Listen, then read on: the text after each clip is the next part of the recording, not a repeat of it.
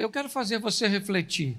Ninguém sabe quando sua vida começou e nem tem noção de quando será seu último dia. A vida, ela é um ambiente que Deus não dividiu com ninguém a seu respeito. Ninguém sabe o dia que chegou nesse mundo. Você sabe o dia que você nasceu, mas você nasceu uma estimativa de 9 meses após você ter chegado. O salmista diz: tu me teceste no ventre da minha mãe, eu ainda era informe e o Senhor já me via. Por isso que para nós o aborto é um assassinato, certo? Porque o texto do salmista diz que mesmo ainda não tendo a forma, ou seja, ainda são aglomeração de substâncias, o texto diz que Deus já sabia quem nós éramos. Então, uma mãe só sabe que está grávida semanas depois. Algumas até mesmo. Tem alguma mulher aqui que descobriu que estava grávida depois de 2 meses? Quando já descobriu te amar de 2 meses, levanta a mão assim. Olha aí, o filho já estava lá.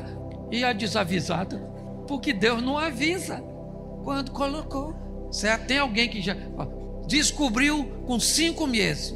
5 meses dessa daí, menina, escondeu o que deu. Você consegue entender? Atestado de óbito também não dá para ser preenchido previamente, pelo menos no que diz respeito a horário da morte, certo? O médico, até por expertise, aparelhagem, certo?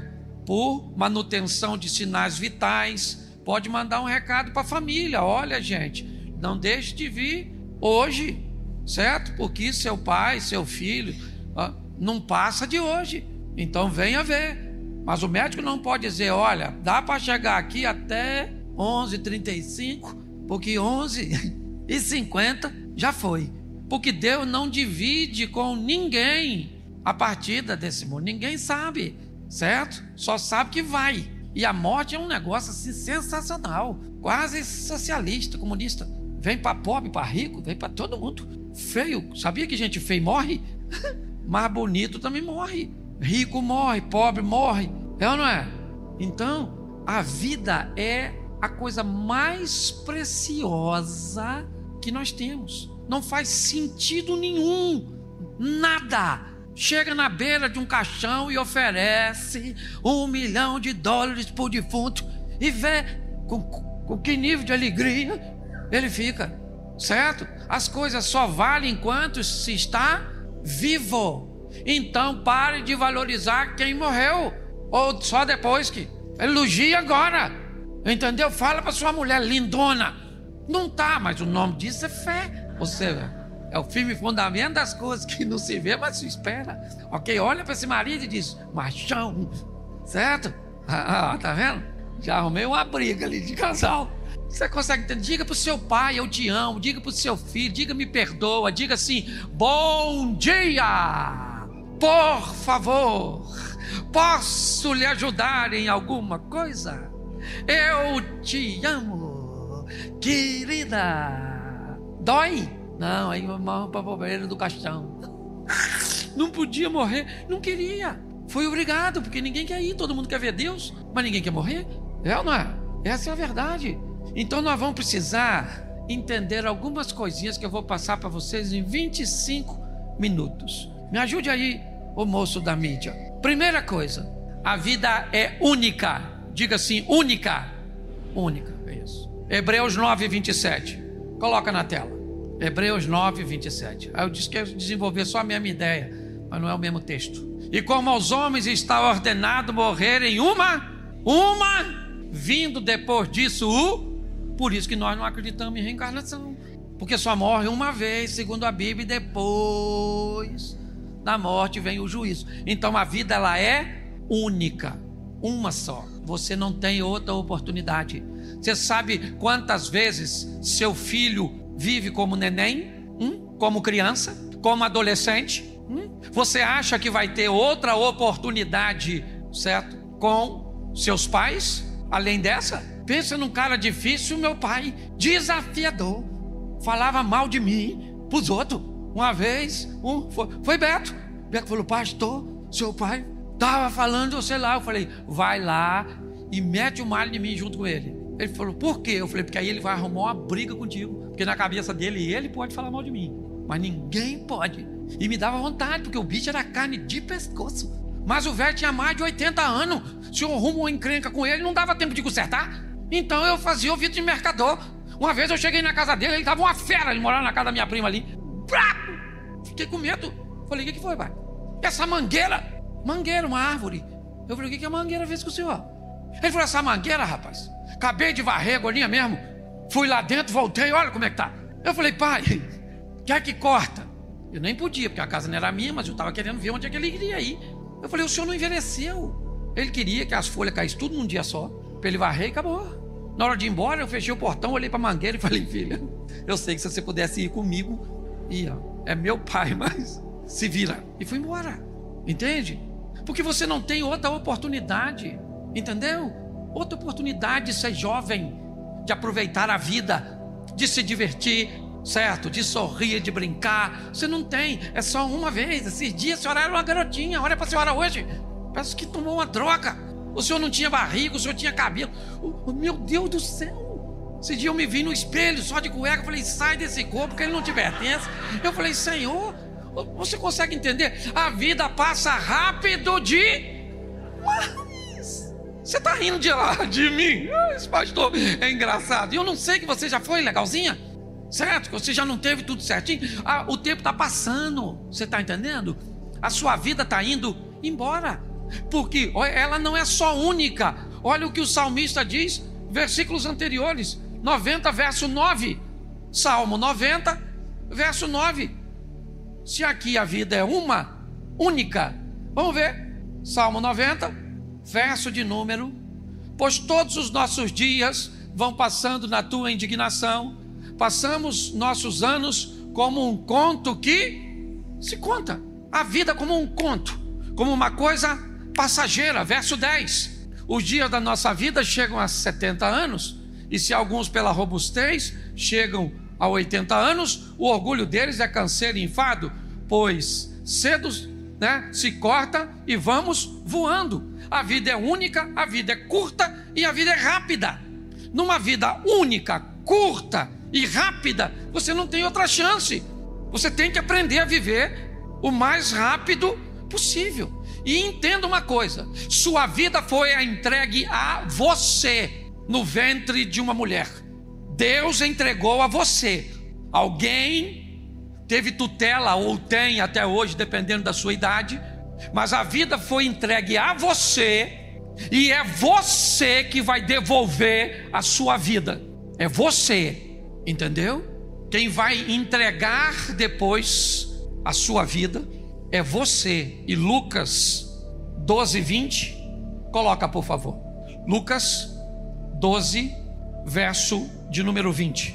Mas Deus lhe disse: louco, esta noite te pedirão a tua alma, e o que tens preparado? O que você preparou?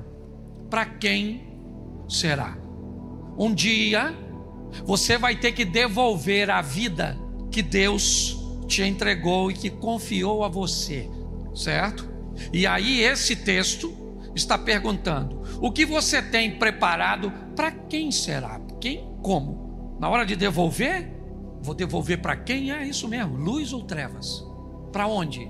Deus te entregou, mas na hora que você vai devolver, Ele não vai aceitar, a não ser que o que você preparou, a forma que você resolveu viver, foi a forma correta. Então eu vou te dar 7 recomendações. Se você gosta de anotar, certo? Eu te recomendo. Mas eu vou te dar 7 coisas que você não deveria desprezar.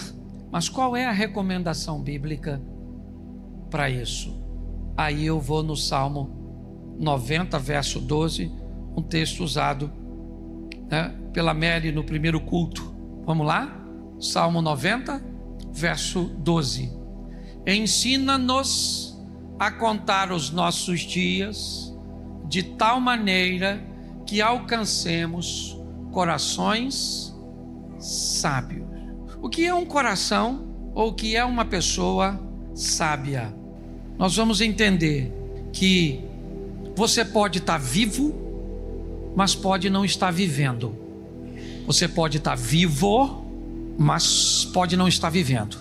Você pode estar casado, mas pode não estar vivendo um casamento. Você pode ter um filho, mas não está vivendo e exercendo uma paternidade. Você pode ter um pai, mas se sentir um órfão. Estar vivo e viver são coisas distintas.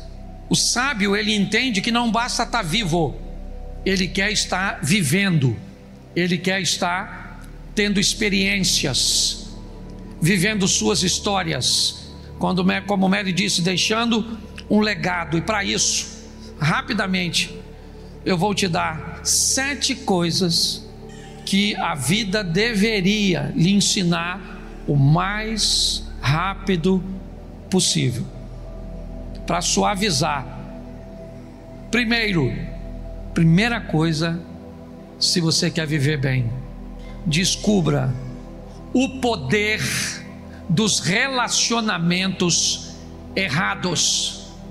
Quanto mais rápido você descobrir o que uma pessoa errada pode bagunçar sua vida, o que uma amizade errada pode causar na sua vida, o que uma sociedade errada pode conduzir para seus negócios, o que um relacionamento errado pode afetar, certo? Suas emoções para viverem novos relacionamentos, para que você viva novos relacionamentos.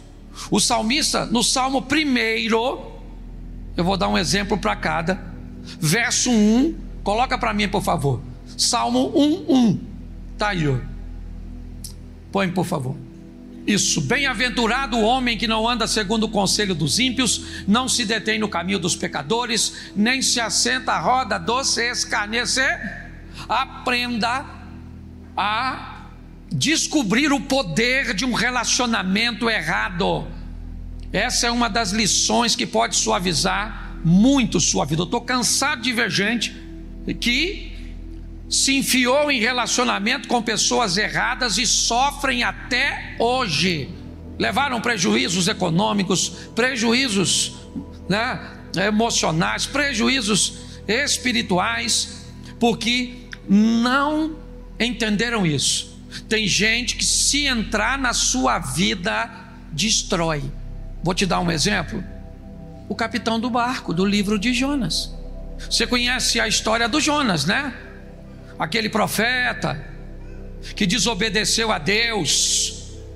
Para fugir da presença de Deus, ele desce até uma cidade marítima chamada Jope. E ali tem um cara, um capitão. Ele conduz uma embarcação que faz ali mais ou menos, na época, Alexandria ali, naquela, né? Jope, aquele porto marítimo ali, ao norte de Israel, pertinho da fronteira de Gaza, e vai até a Espanha. Ele já fez aquilo diversas vezes, até que um dia o tal do Jonas entrou no barco dele. Cara, ele não sabe quem é Jonas. O Jonas tem dinheiro como todo mundo tem. O Jonas simplesmente pagou uma passagem e entrou no barco do cara. E aí, o cara tá bom. Quem é Jonas? Não me interessa. O importante para mim é o dinheiro. Ele tem dinheiro para pagar, então entra. Eu dou a ele acesso à minha vida, pronto.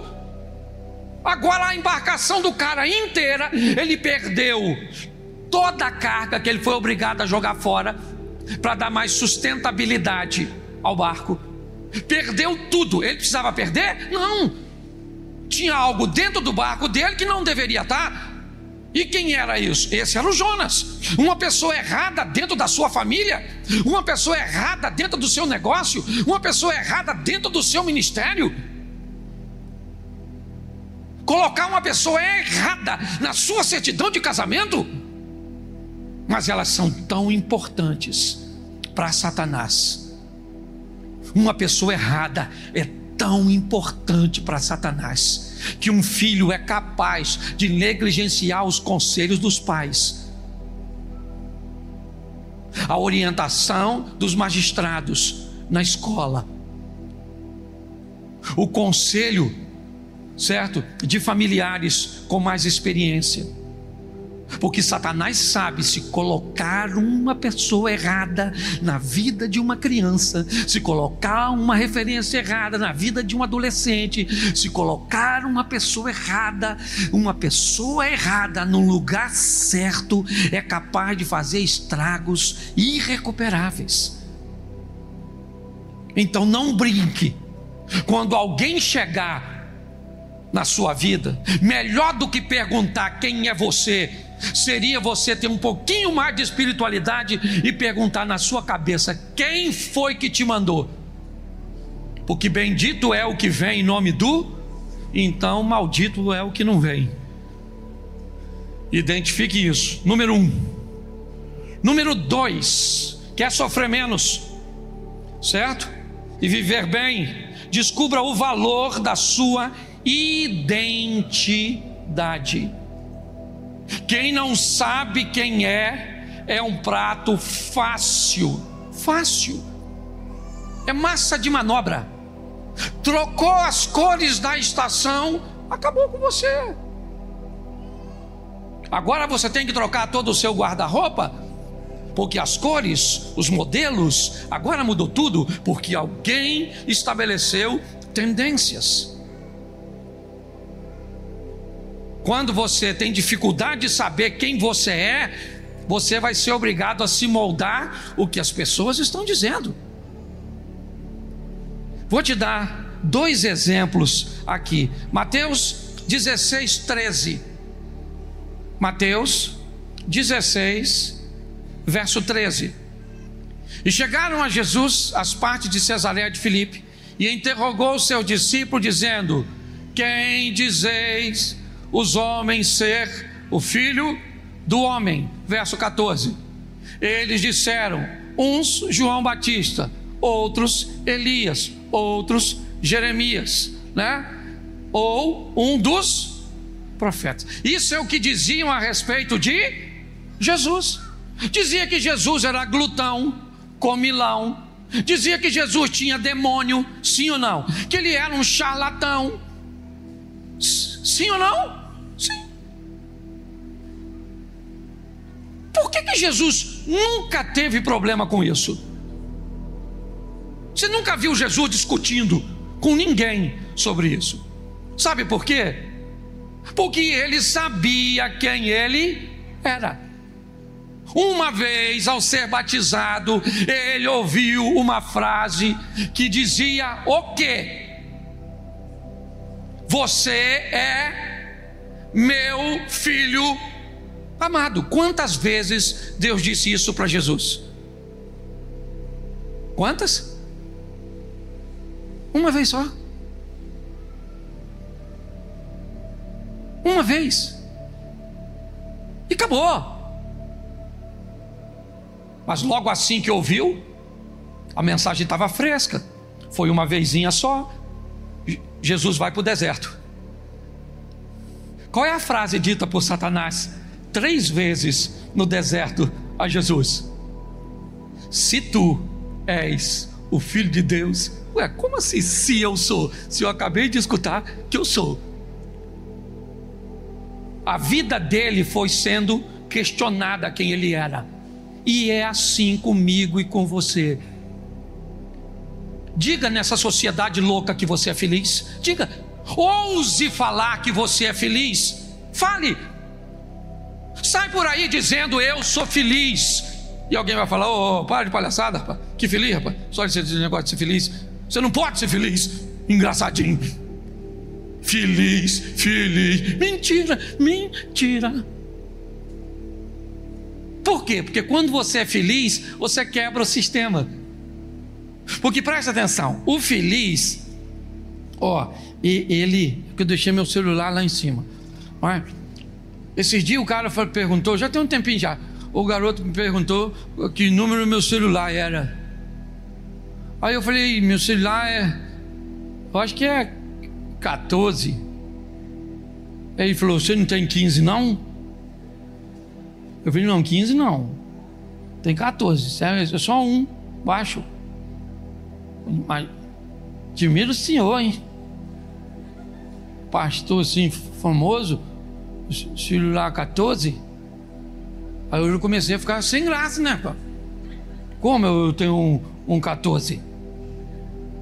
Eu falei: mas esse negócio de 15 aí faz o quê? Não, 15 é 15. Eu falei: Pro, Plus, sei lá. Eu falei: mas o meu liga direitinho. Mas é 14? Pô, aí eu já comecei a ficar. Eu estava feliz com 14. Eu nem sabia que negócio de 15 era mais que 14, só na matemática, mas era um só. Eu nem estava duro, estava só com 14. Aí, e ele começou a me mamar, aquilo começou. Eu falei: eu vou. Ele falou: já saiu de 16. Pô, aí eu falei: agora se eu compro 15, enquanto mais um infeliz, aí eu estou perdendo de novo. Mas o que o 16 faz? Tirar foto, mas eu não sou fotógrafo. E o cara cismou que eu tinha. E eu estou lá com o meu 14. Do mesmo jeito, aquele que me perturbou. Feliz com o 14, mas preocupado. Mas aí eu pensei assim: e o cara do Nokia? Ele nem atende mais, porque se ele aparecer com um troço desse, aí manda um amigo meu, apanhou do bandido. O cara pegou o celular dela e jogou no rosto dela, cortou para ela tomar vergonha. Eu falei: então eu vou continuar com o meu 14. Eu faço uma vergonha pequena. Porque se você fala que você é feliz no casamento, fala, ousa. Chega num salão desse lotadérrimo e diga: meu marido é a coisa mais maravilhosa do mundo, eu sou feliz da vida com aquele homem. E olha. Mó mentira. Isso aí deve estar passando um período bom. Já as coisas entram no eixo. Não presta para ninguém, não presta para minhas amigas. Alguém presta aí, alguém presta. Então, se você for feliz, você quebra o sistema. Essa é a verdade. E você só consegue ser feliz quando você sabe quem você é. E o dia que você descobre e resolve viver, até se você tentar, o contrário não dá certo. Vou te mostrar agora. Quer ver? Coloca esse texto aí para mim, santo varão. Mateus 69, Mateus 26, 69. Mas vamos até o 73. Mateus 26, 69. Ora, Pedro estava sentado fora do pátio, e aproximando-se dele uma criada disse: tu também estava com Jesus, o Galileu. Olha, ela nem perguntou, certo? Ela afirmou. Mas ele fez o quê? Negou diante dizendo. O que ele disse? Não sei o que diz. Verso 71. E saindo para fora do vestíbulo, outra criada viu e disse aos que ali estavam: este também estava com Jesus, o Nazareno. Não está perguntando, está afirmando. Ele negou outra vez com o juramento: não conheço tal homem. Verso 7:3. Daí a pouco, bom, vamos entender o que está acontecendo aqui. Duas pessoas deram uma identidade para Pedro. Qual era? Pedro é parceiro de Jesus. Pedro caminhava com ele, sim ou não? O primeiro Pedro disse: só aqui? Não. Da segunda vez a mulher afirmou, ele começou a mudar seu vocabulário, começou a perder sua identidade. Aí todo mundo ficou quieto e esperou por um tempo. Que tempo é esse? O tempo para observar Pedro direito. Ficou todo mundo quietinho, vendo como ele se comportava. Então, dentro de pouco tempo, aproximaram-se os que ali estavam e disseram a Pedro: verdadeiramente, também tu és deles, pois a tua fala te denuncia. Quando você não pertence a ele, você pode dizer que pertence, que vai passar vergonha, porque as pessoas vão ficar de olho em você. Quando você pertence a ele, até se tentar dizer que não pertence, não tem. Um dos vídeos que fiz aqui na igreja, que viralizou na época, tinha a ver com identidade. Rei Leão, você deve lembrar, onde Mufasa, o pai de Simba, morre numa estourada de gnus. Com a morte de Simba, o herdeiro do trono, ou com a morte de Mufasa, o herdeiro do trono é Simba. Mas o tio de Simba, Scar, irmão de Mufasa, anseia a pegar o trono. Então o que ele faz?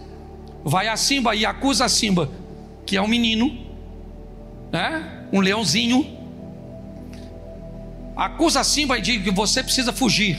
Fuja, fuja, você é o culpado. Simba então foge, encontra um porco e um suricato, Timão e o Pumba, que agora estão amedrontados ao ver aquele leãozinho, e convence Simba de que ele não é leão e que ele deve viver a vida dissolutamente. Ele então perde a identidade e, ao invés de ser um carnívoro, vai comer larvas, levando pedras e troncos e comendo lagartas. O tempo passa, o macaquinho aparece e diz para Simba: eu sei quem você é, eu conheço você. Ele disse: não, você é Simba, é filho de Mufasa. Ele disse: não, isso é passado. Mas quando ele descobre agora a sua identidade novamente, ele volta lá e assume o que é seu. O tempo inteiro este mundo pós-moderno está tentando nos moldar ao que eles querem. Não pensem que pensem. Pensem exatamente o que nós queremos que você pense, da forma que nós queremos que você pense. É assim que funciona. É isso que nós temos visto o tempo inteiro. Ninguém consegue ser feliz se não tiver uma identidade formada. Terceiro, para nós andarmos, me dá aí mais 7 minutinhos e eu termino. Normalmente eu não passo do horário, mas hoje eu vou precisar rapidinho, não vou perder mais tempo aqui não. Filipenses 4:8. Vou dar só os textos, e se você quiser anotar aí depois você. Filipenses capítulo 4, verso 8. Terceira dica que eu quero te dar, que você não deve esquecer, Filipenses 4:8.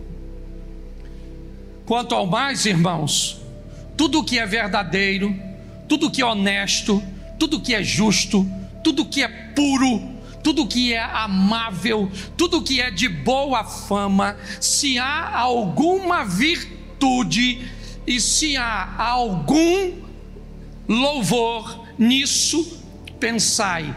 Terceira dica: fuja das informações negativas. Está aí. Se é bom, vamos lá? Se é verdadeiro, honesto, justo, puro, amável, boa fama, se tem virtude, se tem louvor, coloca para dentro. Não tem como ter uma vida saudável ouvindo o que você ouve, lendo o que você lê. Não tem como, não tem como. Não tem uma mente saudável que consiga ver esses reality shows. Não tem como ter uma mente saudável e tranquila vendo programas como essas reportagens. Não existe isso. Por quê? Porque o que está ali não é justo, não é de boa fama. Então não tem como ter uma boa qualidade de vida emocional, não. Você precisa. Isso eu aprendi com o Padre Léo. Tem algum católico aqui nos visitando? Levante a mão, por gentileza. Tem? Isso aí. Lembra dele? Padre Léo? Penda. Padre Léo me ensinou uma coisa numa das suas palestras. Nunca diga, vou assistir televisão. Sempre diga, vou assistir um programa de televisão. Porque quem assiste televisão, assiste o que passa. Quem assiste um programa de televisão, seleciona aquilo que vai assistir. Então pare de ouvir tudo, porque mesmo sem notar, isso interfere demais na sua saúde. E é bíblico. Se não tem todos esses requisitos, não pense nisso, certo? Se tem nisso, pensai. 4. Dê mais importância à sua vida do que à vida dos outros. Quer ir bem? Mateus 7,3. Mateus capítulo 7, verso 3. E por que reparas tu no argueiro que está no olho do teu irmão? Deixa eu te falar, tá uma pouca vergonha. A vida do outro virou espetáculo. Principalmente os famosinhos. Eles agora filmam eles no hospital. Eles estão no hospital e com o celular filmando o procedimento. E assim, ó. Aí não dá tempo de viver a sua. Então você quer ir bem na sua vida? Bota a sua vida na frente da dos outros. O texto está dizendo aí, antes de ficar olhando a vida dos outros, aí o que o texto quer dizer, não é só o defeito não, é pare de olhar a vida dos outros e passa a olhar mais a sua, porque fulano engordou, e a senhora que está acabada, o outro que está vivendo desse jeito, o outro está fazendo isso, o outro está fazendo aquilo, o filho do outro e o seu? Você não tem olho para olhar o seu não. Então você quer ir bem, fica de olho na sua. Ela é a mais importante, ou pelo menos deveria ser para você. Eu estou falando porque eu escuto isso. Às vezes a pessoa vem falar mal do outro, eu fico olhando assim, eu falo, não acredito. É que eu sou pastor, eu também não quero brigar com a pessoa para ela ir embora. Mas eu olho para a vida da pessoa, eu falo, não. Eu vou falar para ela, mas aí eu falo, se eu falar para ela, eu sou igual a ela, que ela está falando mal dos outros, e eu sei as besteiras que ela faz. Aí eu vou falar para ela, falar, você não tem nem condição de falar. Então torne a sua vida mais importante que a dos outros. 5º, já estou terminando. Crie bem seus filhos. Salmo 127. Coloca aí verso 3. Salmo 127, verso 3. Quer ir bem na sua vida? Deixa eu falar uma coisa para você. Se não quiser criar bem filho, eu vou te dar um conselho: não tenha. Se não quer criar bem seu filho, não tenha. Porque filho mal criado, quando cresce, eis que os filhos são herança do, e o fruto do ventre, o seu galardão. Verso 4. Como flechas na mão de um homem poderoso, assim são os filhos da mocidade. Fecha no 5. Bem-aventurado o homem que enche dele a sua aljava. Não serão confundidos, mas falarão com seus inimigos à porta. Crie bem seus filhos.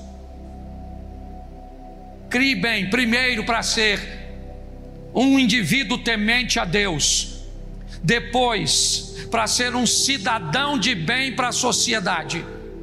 É isso. Primeiro se cria filho para ser temente a Deus. Seu filho precisa saber o caminho do Senhor, os valores do Senhor, que foram vividos por você e não ditos por você. Pode notar, quando você fala o que não vive, seu filho usa o que você vive contra você. Não há coerência entre seu discurso e seu comportamento. Então, quando você vai corrigir seu filho, ele usa contra você não suas palavras, mas seu comportamento. É assim que funciona. Quem cria bem seus filhos, eles são flechas na mão de alguém que vai arremessá-los, que vai atirá-los. Você cria uma geração que vai usar o seu teto como piso. Alguém que não precisa começar onde você começou. Ele não precisa ter você como herói, não. Mas seu filho, no mínimo, tem que ter duas coisas: temor ao Senhor e respeito ao próximo. Se você criar seus filhos pautado nesses dois conceitos, temer a Deus e ser um cidadão de bem, a probabilidade de você ter uma vida mais tranquila é muito grande. Êxodo 30:12, certo? Um dos 10 mandamentos é o 6º aqui para com vocês: cuide bem de seus pais. Não interessa se ele é grosso, se ele é burro, se ele já fez isso com você, fez aquilo. Ele foi participante junto com sua mãe para colocar você no mundo.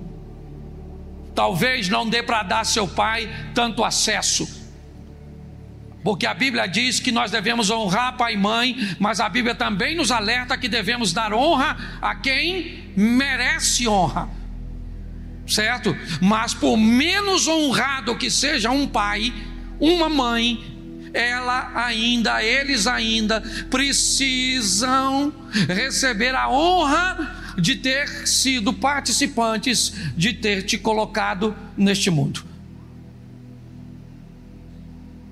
Isso traz bênçãos de Deus para a sua vida. Por que é que você acha que o único mandamento com promessa é esse? Porque esse seria o que mais geraria problema para as pessoas. A promessa só está nesse, porque Deus sabe o quão desafiador foi ao longo de toda a história relacionamentos entre pais e filhos, traumáticos. E por último, 7º, quer ir bem? Muito cuidado ao escolher um cônjuge.